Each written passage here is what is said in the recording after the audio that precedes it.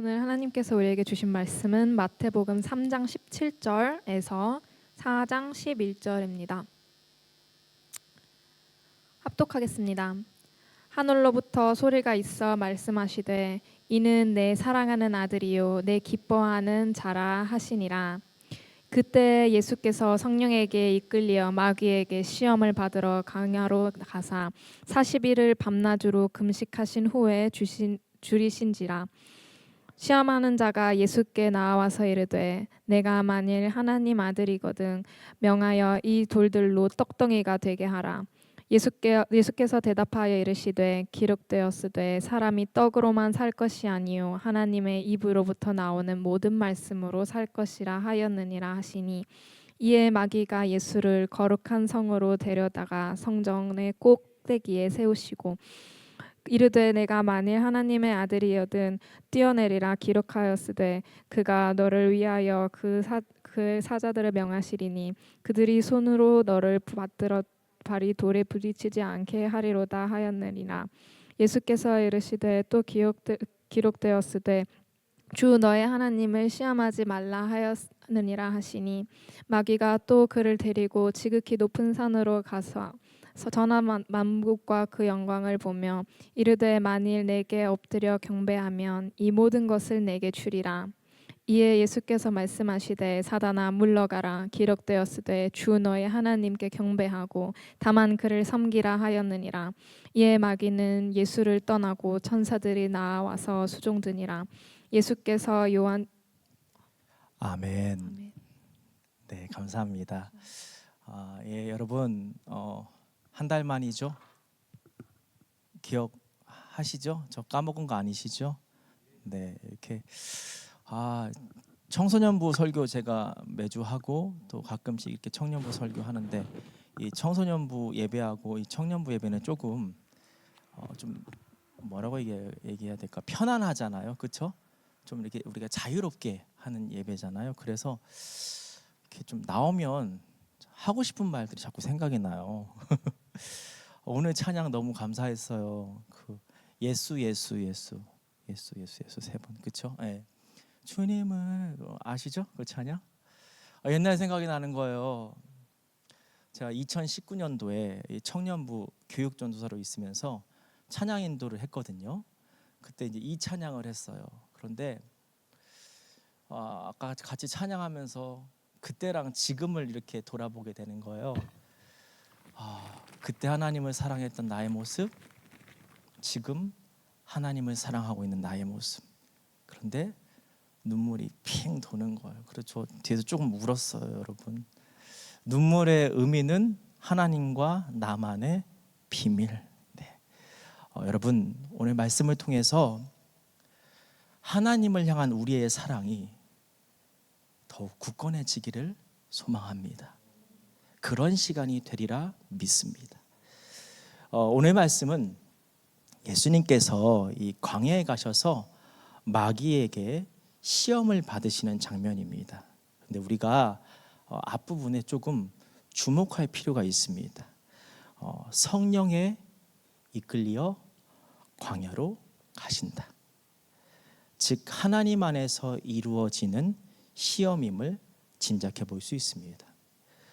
이 시험의 시기는 마태복음 3장 16절부터 4장 1절까지 나옵니다. 같이 말씀을 읽어보겠습니다. 예수께서 세례를 받으시고 곧 물에서 올라오실새 하늘이 열리고 하나님의 성령이 비둘기같이 내려 자기 위에 임하심을 보시더니 하늘로부터 소리가 있어 말씀하시되 이는 내 사랑하는 아들이요 내 기뻐하는 자라 하시니라. 그때 예수께서 성령에 이끌려 마귀에게 시험을 받으러 광야로 가사. 예수님께서 세례를 받으신 후에, 그리고 본격적인 공생애를 앞두신 상황에서 시험이 시작됩니다. 다시 말해 하나님의 자녀라는 칭함 가운데 이 땅에서의 삶과 사역의 출발선상에서 시험이 시작되는 것입니다. 여러분들이 잘 아시는 것처럼 예수님은 하나님과 동일한 분이시죠. 그래서 사실 예수님은 시험을 받으실 필요도 없으시고, 받으신다고 해도 모든 과목에서 올 A뿔, 그렇죠? 받으실 게 뻔한데 왜 시험을 받으셨을까요? 그리고 그 시험은 하나님 아래에서 이루어집니다. 또한 세례와 공생애라는 시간의 상징성을 두고 있습니다. 구원과 구원 이후의 삶을 의미하는 거죠. 우리는 이러한 모습을 통해서 예수님이 이 땅에 오신 이유를 알 수 있습니다.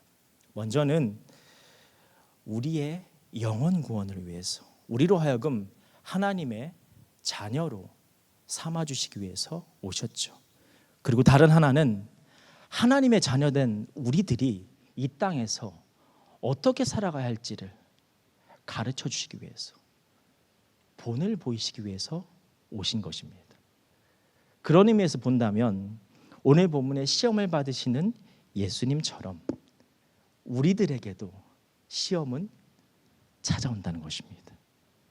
첫 번째 시험, 마귀가 예수님께 돌들로 떡덩이가 되게 해보라고 하죠.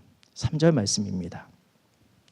시험하는 자가 예수께 나와서 이르되 내가 만일 하나님의 아들이거든 명하여 이 돌들로 떡덩이가 되게 하라. 앞서 2절 말씀에 보면 시험에 앞서 예수님께서 이 40일 동안 금식하셔서 시장하신 이 상황입니다. 그런 상황에서 마귀가 예수님께 돌로 떡을 만들어 보라고 말합니다. 응당 사람이라면 겪어야 하는 배고픔, 필요와 채움, 물질과 소유에 관한 말씀이죠. 우리가 삶을 살아감에 있어서 물질은 정말 중요합니다. 그런데 간혹 물질은 악하다, 세속적이다라고 생각하는 경우가 있습니다. 물질을 자신의 탐욕에 사용했을 때 그 물질은 칼이 되지만, 물질을 하나님을 위한 일에 사용하면 그 물질은 영광의 도구가 됩니다. 바울의 삶을 생각해 볼 수 있죠. 자비량으로 복음을 전하며 여러 영혼을 살렸던 바울은 이 천막을 만들어 번 돈으로 선교 사역을 했습니다.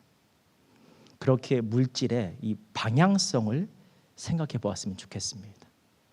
또한 우리의 삶 속에서도 물질은 필수적입니다.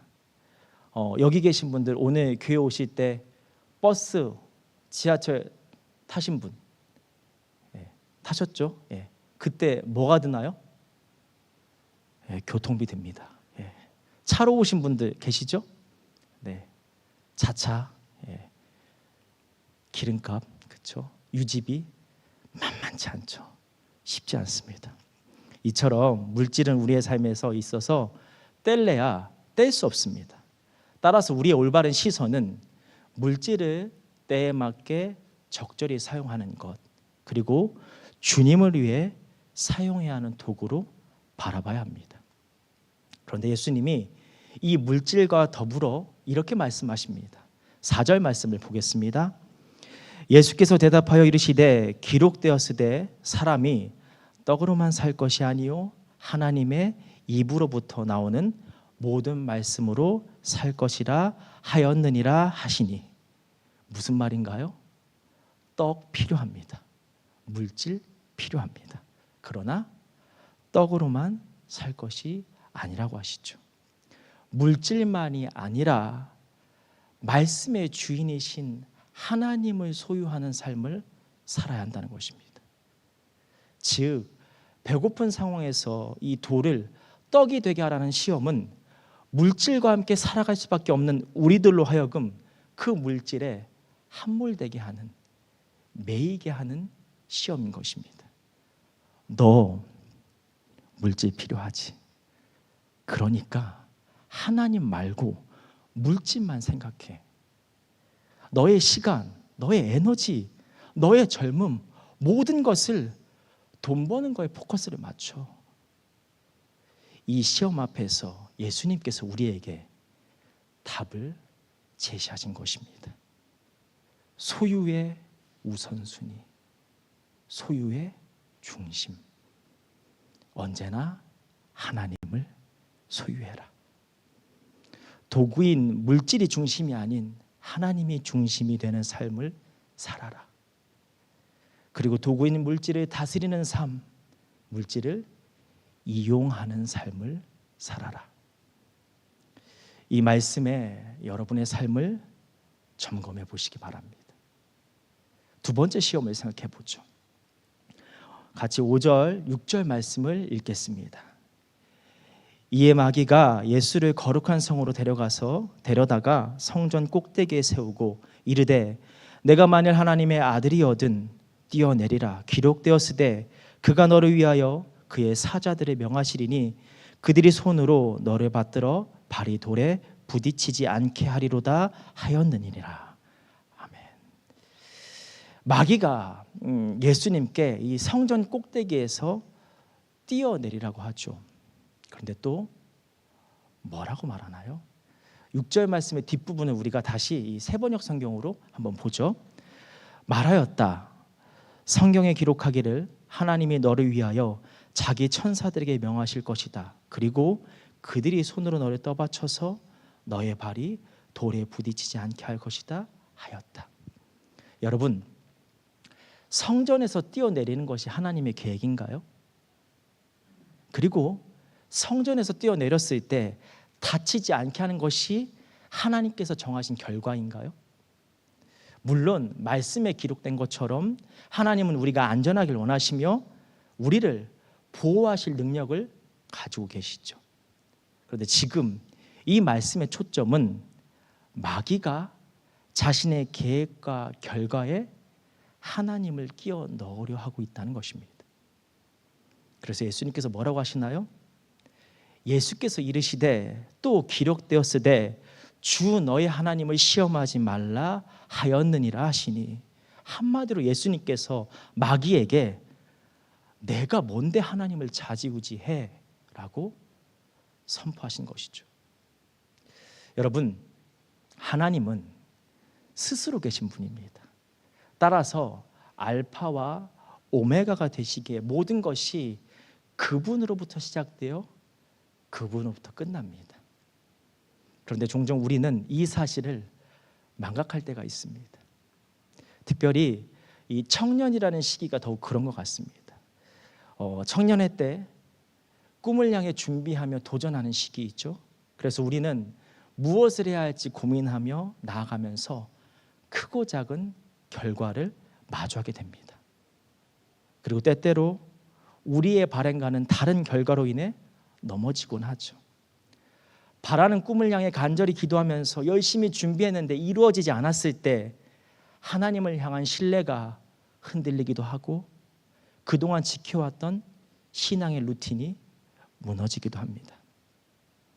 지금 우리의 상황을 돌아봤으면 좋겠습니다. 우리의 뜻에 하나님의 뜻을 끼워 넣으려 하고 있는 것은 아닌지, 우리의 잘못된 믿음의 시선을 바로 잡으시기 바랍니다. 하나님의 온전한 뜻과 계획을 붙잡으시기 바랍니다. 그래서 여러분, 우리가 잊지 말아야 할 것이 있습니다. 하나님이 우리의 세계 안에 사시는 것이 아니라 우리가 하나님의 세계 안에 살아가고 있다는 사실입니다. 이것이 바로 믿음이며 시험을 이기는 승리의 모습인 것입니다. 그렇게 여러분, 오늘 우리에게 주시는 이 말씀을 기억하시기 바랍니다. 이는 하늘이 땅보다 높은 같이 내 길은 너희의 길보다 높으며 내 생각은 너희의 생각보다 높으니라. 아멘. 마지막으로 세 번째 시험을 살펴보죠. 여러분 다 왔어요. 이제 끝나가요. 1, 2, 3 끝에 같이 8절과 9절 말씀을 읽어보겠습니다. 마귀가 또 그를 데리고 지극히 높은 산으로 가서 천하 만국과 그 영광을 보여 이르되 만일 내게 엎드려 경배하면 이 모든 것을 내게 주리라. 이 시험은 우리의 존재 목적을 돌아보게 하는 시험입니다. 우리는 하나님의 창조물입니다. 그래서 인간의 제일 되는 목적은 창조주인 하나님의 영광을 위해 사는 것이죠. 다시 말해 삶의 자리에서 하나님을 경배하고 나타내는 모습이 우리의 존재 목적입니다. 여러분, 제가 즐겨보는 유튜브 영상이 있습니다. 저만 아껴서 봐야 하는 건데 알려드릴까요? 여러분 혹시 전한길 씨 아세요? 예. 모르시는 분 계실 수 있고 아시는 분 계시는데, 이분은 이 공무원 그 고시생을 대상으로 이 한국사를 가르치시는 학원 강사세요. 제가 우연히 이분을 유튜브 이 쇼츠로 만나 뵙게 되었습니다. 그 쇼츠는 이분이 학생들에게 이 화를 내는 모습이었습니다. 그런데 화를 참 잘 내시더라고요. 찰지게 잘 나세요. 중간중간 아주 아름답게 또 욕을 또 이렇게 섞어서 막 하시고. 예. 그런데 이 모습이 나빠 보이지 않더라고요. 진정성이 느껴지더라고요. 학생들을 향한 애정 어린 마음, 정말 잘 됐으면 하는 마음, 그 마음이 느껴지더라고요. 그래서 그런지 이 화내는 모습만 모아놓은 영상도 있습니다. 극소노, 소노, 중노, 대노, 극대노, 이 영상도 있어요. 쇼츠로 인해서 호기심이 생겨서 이분의 유튜브 채널을 방문해 보았습니다. 가끔씩 이 강의 중간중간에 자신이 살아온 이야기를 들려준 영상이 있더라고요. 그래서 영상을 보니까 이분의 인생이 롤러코스터였더라고요. 이 처음에 학원 강사로 유명세를 떨칩니다. 그래서 욕심이 생기셨나 봐요. 모은 돈으로 교육 사업을 했는데 다 망해서 하루아침에 빚더미에 오르게 됩니다. 그럼에도 불구하고 끝까지 열심히 살아서 돈을 다 갚고 결국 예전보다 더욱 스타 강사가 됩니다. 그런데 저는 영상 중간중간에 이 전한길 씨가 하는 멘트가 왠지 모르게 이분이 크리스천 같은 거예요. 네. 희생이라는 단어를 쓰고 뭐 고난은 감춰진 축복이라는 말을 하고, 이거 참 교회에서 듣는 말인데, 여러분 제 감이 맞았더라고요. 어느 날 보니까 이분이 이 기독교 방송에서 간증을 하고 계시더라고요. 그런데 제가 감동이 되었던 것은 최근에 이 전한길 씨가 새롭게 개설한 유튜브 채널 오직 한 길입니다. 본인의 직업인 이 한국사 강사라는 달란트를 살려서 초기 한국 기독교 역사를 소개하는 영상을 업로드했더라고요. 꼭 보시기를 추천드립니다. 정말 은혜롭고 재밌습니다. 이런 영상을 통해서 많은 이들이 하나님을 알고 믿게 하려는 것이죠. 존재의 목적을 향해 나아가고 있는 모습입니다. 여러분, 우리의 꿈과 비전은 어디를 향하고 있나요?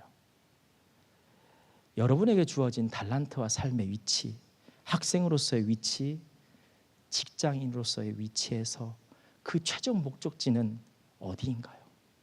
그 끝에 하나님이 계신가요? 하나님을 영광을 위해서 나의 달란트와 나의 위치를 사용한다라는 존재의 목적이 여러분의 심장 속에서 순간순간 뛰고 있나요?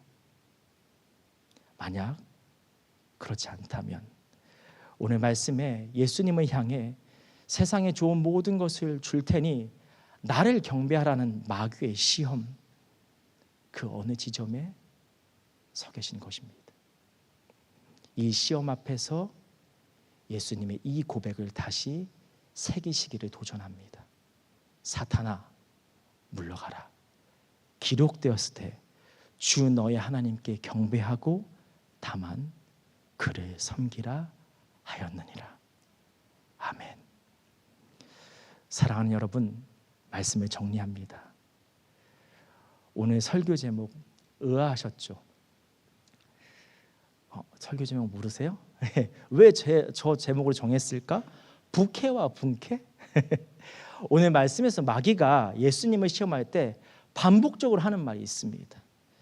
시험하는 자가 예수께 나와서 이르되 내가 만일 하나님의 아들이거든.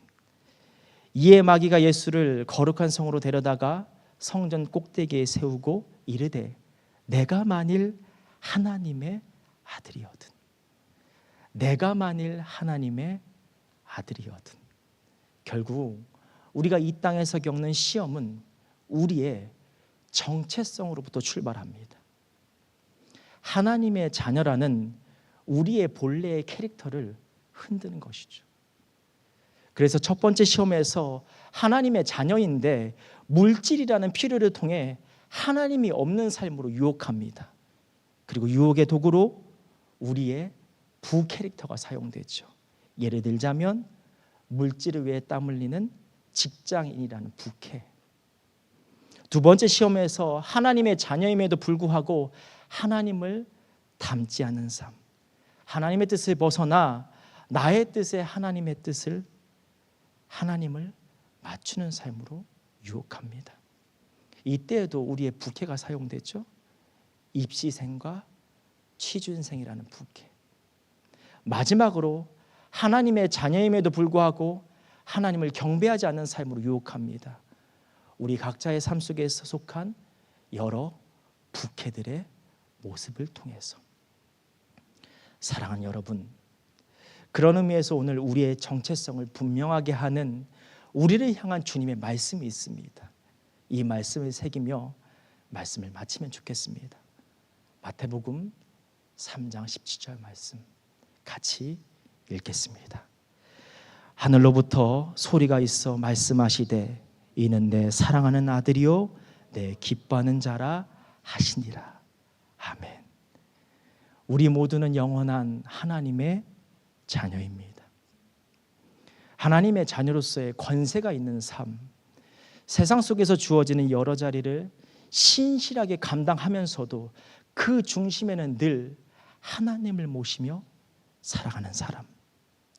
학생으로서의 옷을 입고, 직장인으로서의 옷을 입고, 가족 안에서도 아들과 딸로, 형제 자매로, 여자친구와 남자친구로서의 옷을 입고, 아내와 남편으로서의 옷을 입지만 늘 나는 주님의 자녀라는 정체성을 지키며 살아가는 자.